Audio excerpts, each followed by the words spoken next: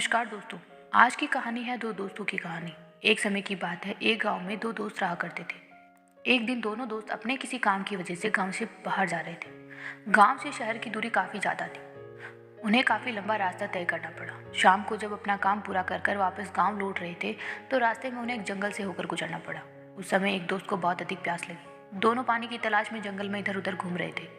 फिर जब उन्हें पानी मिला तो उन्होंने पानी पिया, रेस्ट किया और जब देखा कि शाम ढलने वाली है, रात होने ही वाली है। ऐसे समय में जंगल को पार करना सुरक्षित नहीं होगा। रात हमें जंगल में ही गुजारनी चाहिए। वही हम लोगों के लिए सही होगा। सुबह उठकर हम अपने गांव चले जाएंगे।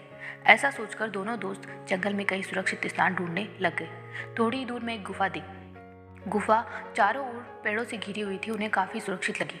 दोनों ने कुछ लकड़ियाँ उठाई और गुफा के अंदर जाकर लकड़ियाँ जलाकर बैठ गए। दोनों आपस में बातें कर रहे थे। कुछ देर बाद एक दोस्त ने कहा कि मुझे नींद आ रही है और तुम भी सो जाओ। ऐसा कहकर एक दोस्त सो गया, लेकिन एक दोस्त को नींद नहीं आ रही थी। ऐसा क्यों? क्योंकि उसने भूत प्रेतों की बहुत सी कहानियां सुनी हुई थी। जंगल बहुत डरावना था। ऊपर से जानवरों की बहुत चिल्लाने की और चीखने की आवाज़ें आ रही थी।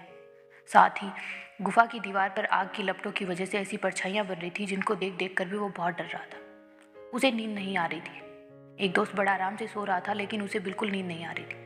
आग की लपटें और गुफा पे जो परछाइयां हैं उनको देखते देखते वो थक गया और उसे नींद आ गई। थोड़ी ही देर में उसे सपना आता है। सपने में उसे एक बहुत बड़ी काली परछाई दिखाई देती है जिसके बहुत बड़े बड़े नाखून है, काफ़ी डरावनी है और वो परछाई उसकी ओर आ रही है। जैसे ही वो परछाई उसकी बहुत पास में आ गई, उसे बहुत डर लगा और वो चिल्ला कर उठ गया। उसने अपने दोस्त से कहा कि उसे बहुत डर लग रहा है। दोस्त ने कहा कि ये सिर्फ तुम्हारा वहम है, डर जैसा कुछ नहीं होता है। तुम सुनी सुनाई बातों पर विश्वास मत किया करो।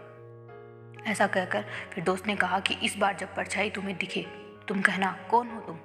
मैं डरता नहीं हूँ तुमसे, सामने आओ। उसने कहा ठीक है। ऐसा कहकर दोनों दोस्त वापस सो गए। उस दोस्त को वापस नींद आ गई, लेकिन जिसको डर लग रहा था उसे अभी भी नींद नहीं आ रही है। थोड़ी देर में उसने जैसे ही नींद लेने की कोशिश की, उसे नींद आई। उसे फिर से वही सपना आया। इस बार भी वो परछाई उसे दिखाई देने लगी। वो डरावनी परछाई उसके पास आने ही वाली थी। जैसे ही उसने हिम्मत जुटाकर जैसे तैसे कर कर कहा, कौन हो तुम? मैं तुमसे डरता नहीं हूँ, सामने आओ। ऐसा कहने के बाद वो परछाई उससे दूर हो गई और उसे डर नहीं लगा। दोनों दोस्त आराम से रात भर सोकर सुबह उठकर अपने गांव चले गए। अब हुआ यूं कि उस दोस्त ने अपनी डर पर काबू कर लिया और उसे डर नहीं लगा। जैसा उस दोस्त के साथ हुआ वैसा ही हम लोगों के साथ होता है।